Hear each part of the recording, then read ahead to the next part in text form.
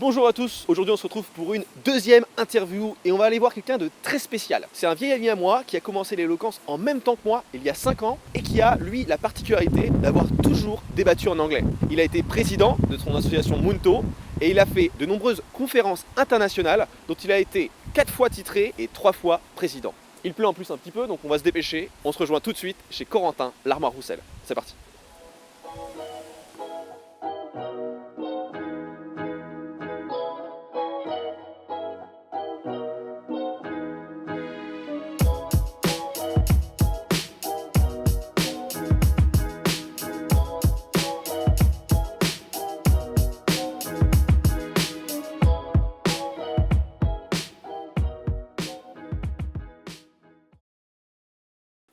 Bonjour à tous, on se retrouve aujourd'hui chez Corentin l'Armoire Roussel alias Cause, un vieil ami de Tours que je laisse se présenter tout de suite devant vous. Donc, je m'appelle Cause, je suis étudiant en droit langue à Tours et je finis ma licence cette semaine. Génial, ça fait plaisir. Ouais, Enfin. c'est fini, enfin. Bon, Cause, qu'est-ce que tu fais dans l'éloquence? C'est quoi ton asso et quel est ton parcours un peu à l'intérieur? Alors, mon asso, c'est Munto, donc c'est une simulation des Nations Unies par des étudiants. Toutes les semaines, on se réunit dans la fac de Tours et on débat sur des grands sujets d'actualité en anglais au niveau international, donc que ce soit le Conseil de sécurité des Nations Unies, l'Union européenne, et on débat sur des grands sujets. Le but, c'est de prendre la parole et de s'améliorer tous ensemble. Ok, et ça fait combien de temps que tu es là-bas à Munto? Alors, ça fait 5 ans cette année. Waouh. J'ai fait un peu de tout. J'ai été un peu l'homme à tout faire et l'immeuble de cette session. Mhm. J'ai commencé membre et puis j'ai fait un peu d'autres rôles, président, trésorier. Et voilà, j'ai fait plein de rôles dans l'association. C'est génial. Et quelle était ton appétence pour l'éloquence avant de commencer Munto? Est-ce que tu te sentais à l'aise devant un groupe? Alors, j'ai jamais été vraiment mal à l'aise devant un groupe, mais il y a une différence entre être mal à l'aise et être totalement éloquent. C'est-à-dire qu'on peut être à l'aise, mais devant 25-30 personnes, ça devient plus compliqué. C'est pas aussi naturel que devant un petit groupe de 10 où on connaît tout le monde. C'est-à-dire que du coup, j'ai toujours été intéressé, peu timide, mais j'ai appris énormément du fait de prendre part à une association et par ces associations m'améliorer et aider d'autres gens après. Et justement, en parlant d'aider d'autres gens, toi qui as pu accompagner et former des gens pendant des années, qu'est-ce que tu pourrais donner comme conseil à des gens qui sont pas forcément à l'aise dans la prise de parole en public? Ce que je pourrais donner comme conseil, c'est de se préparer, de connaître son sujet et quand on se présente devant l'auditoire, pardon, d'avoir le minimum de notes, d'avoir confiance en sa mémoire parce qu'on connaît le sujet et de prendre son temps parce qu'on a un temps alloué, on a 20 minutes, une demi-heure, une heure en fonction de ce qu'on a à faire et que ce temps-là, on va l'avoir calculé parce qu'on va avoir appris et que quand on connaît son sujet, on peut prendre des pauses. Elles sont très importantes ces pauses, elles permettent de se remémorer ce qu'on a noté, elles se permettent de laisser aux gens le temps d'apprendre et d'assimiler ce qu'on est en train de leur raconter.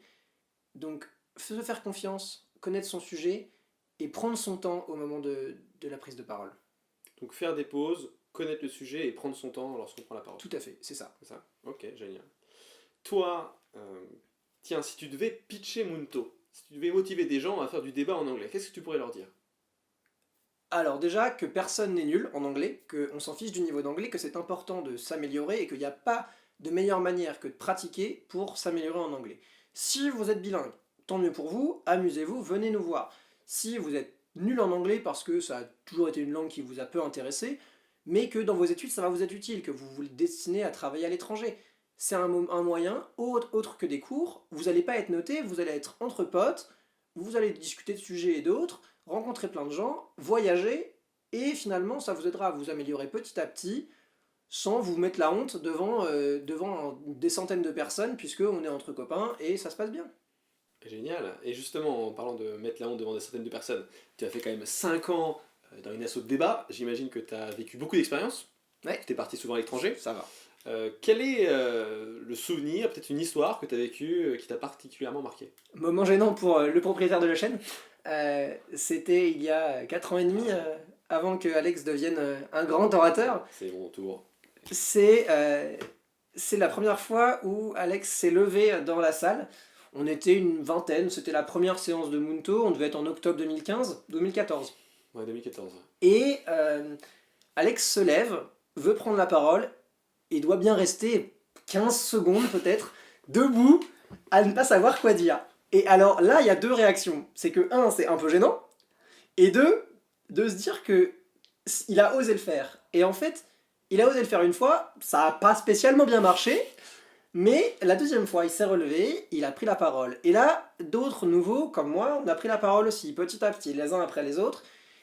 On a continué nos chemins dans l'éloquence, et chacun à notre façon, on a réussi à s'améliorer. Donc en fait, de ce moment un peu gênant d'il y a 5 ans, j'en ai un grand souvenir de tout le monde peut partir de très très loin, mais en même temps arriver à très haut, vice-champion de France d'éloquence. Ah, merci, tu me fais mousser après avoir détruit, ça fait plaisir.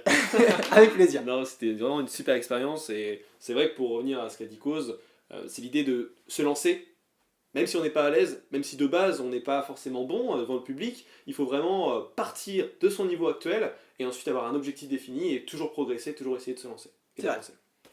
Et justement, en se lançant et en progressant, toi qui as été dans Munto aussi longtemps, quelles sont les valeurs que tu as défendues dans une asso de débat comme ça, en allant à l'étranger et en formant toujours aussi des nouvelles personnes? Alors il y a deux choses que je trouve fondamentales dans l'éloquence, c'est le partage et le respect. Le partage parce que chacun va avoir une histoire différente, un vécu, une habitude qui va permettre de partager son expérience, ses habitudes. Si la personne est bilingue, elle va aider sur le niveau d'anglais. Si la personne est très à l'aise parce qu'elle a fait du théâtre, elle va pouvoir aider à prendre la parole, faire différentes mimiques, donner l'intérêt aux autres de l'écouter. Et c'est ces choses-là qui, dans une association, se partagent entre étudiants ou plus âgés et qui permettent chacun les uns les autres de s'entraider et de partager nos connaissances pour tous s'améliorer et se tirer vers le haut. Et le respect de cette situation gênante où la personne ne va pas réussir à parler, ou alors elle va bafouiller, ou alors elle va être complètement passionnante, mais toujours est-il qu'à ce moment-là, le moment où la personne prend la parole, il y a un respect qui est fondamental de ce temps de parole, parce qu'on ne veut pas avoir un bruit parasite, on ne veut pas avoir quelqu'un qui fait des grands signes, qui se met à regarder son portable et la lumière éclaire toute la salle. C'est toutes ces choses qui, quand quelqu'un parle, c'est fondamental qu'on respecte ce temps de parole parce que c'est toujours un moment un peu difficile, même pour les plus grands orateurs, et d'avoir une espèce de nuisance autour, c'est toujours un peu déstabilisant et c'est très important de respecter ce temps de parole en fait. Oui, c'est vrai. Donc le partage et le respect. On retient deux notions fondamentales. Et on va partir justement sur deux questions essentielles avant la fin de l'interview. La première Cause, tu sais que cette vidéo va peut-être avoir plus de 100 vues sur YouTube. Qu'est-ce que ça fait d'être famous, d'être célèbre comme ça? Alors déjà, j'ai peur des haters, Ouais. parce que T'as je raison. sais que voilà, tes abonnés peuvent être très virulents dans les commentaires. Et en fait, c'est très perturbant de parler devant une caméra parce que, comme on le disait, on a pris l'habitude de s'exprimer devant un public, mais c'est toujours différent de parler devant un public et devant une caméra où il n'y a personne, en fait, c'est très C'est déstabilisant. que c'est un autre exercice. Complètement. On n'est pas du tout habitué. Et les haters sont vous saluent. Bonjour à vous. Et dernière question, qu'est-ce que tu dirais aux Causes qui a commencé Munto il y a 4-5 ans, qui arrive là tout de suite dans l'assaut, qu'est-ce que tu lui dirais? De se jeter à l'eau et de persévérer, de ne pas avoir peur de prendre la parole et qu'on va être dans un environnement bienveillant qui va nous aider à nous améliorer et que c'est comme ça qu'on va finir par être bon en fait, que pratiquer c'est le plus important. C'est beau, c'est beau. Bon, bien écoutez, c'est sur ces mots bienveillants qu'on va vous laisser. On espère que ça vous aura plu. Merci à Cause d'avoir été là. C'était Merci à une toi. super intervention, ça fait toujours plaisir de te voir. Et on se dit, nous, à la prochaine pour un prochain épisode de Parole de Président. Au revoir. Salut.